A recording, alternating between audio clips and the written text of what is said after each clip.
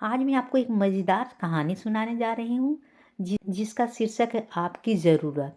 तो चलिए शुरू करते हैं। एक व्यक्ति था, उसके गुरु एक सन्यासी थे। वह व्यक्ति दुनियादारी से ऊब गया था। वो अपने गुरु की तरह ही दुनियादारी छोड़कर सन्यासी बनना चाहता था।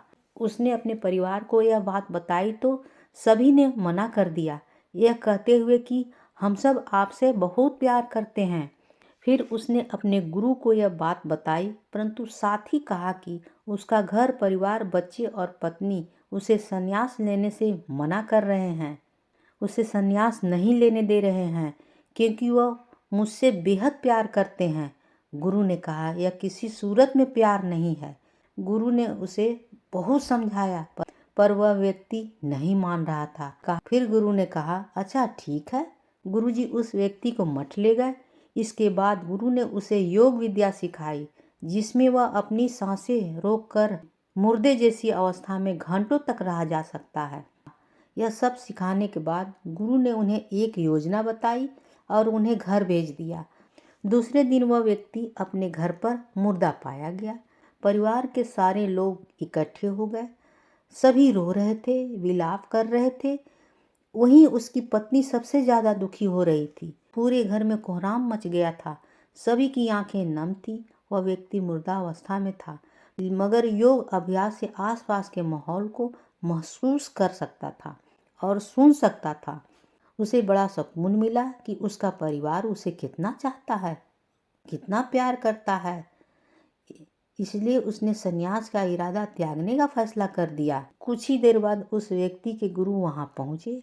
गुरु ने सभी को शांत किया और अपने शिष्य को पड़े शव को देखा। कुछ देर शव को देखने के बाद उसके परिवार वालों को कहा, इस शव में जान फूंका जा सकता है।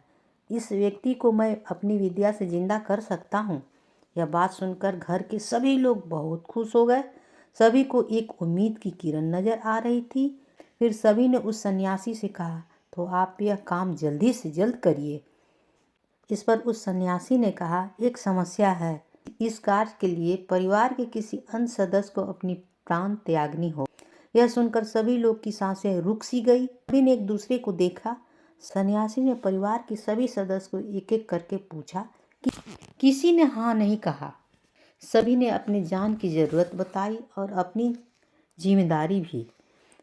सन्यासी ने फिर उस व्यक्ति की पत्नी से कहा, अगर यह नहीं रहे तो तुम कैसे जियोगी? उसकी पत्नी ने तुरंत जवाब दिया, मैं इनके बगैर जी लूंगी। गुरु ने उस व्यक्ति के बच्चों से भी यही सवाल किया।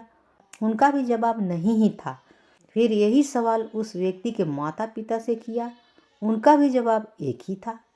इसके बाद गुरु उस व्यक्ति के शव के पास आए और बोले, हे व्यक्ति, तुम उठ खड़ा हो जाओ। वह व्यक्ति उठ खड़ा हो गया। फिर उसके गुरु वहां से जाने लगे।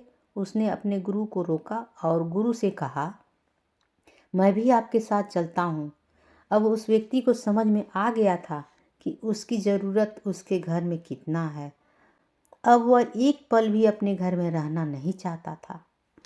इस कहानी से हमें यह सीख मिलता है कि आपके होने न होने से किसी पर ज़्यादा कुछ असर नहीं पड़ता है। अरे कोई दुनिया में है तभी दुनिया चलेगी, जब दुनिया से कोई चला भी जाता है तभी दुनिया चलेगी। कहानी होती है समाप्त।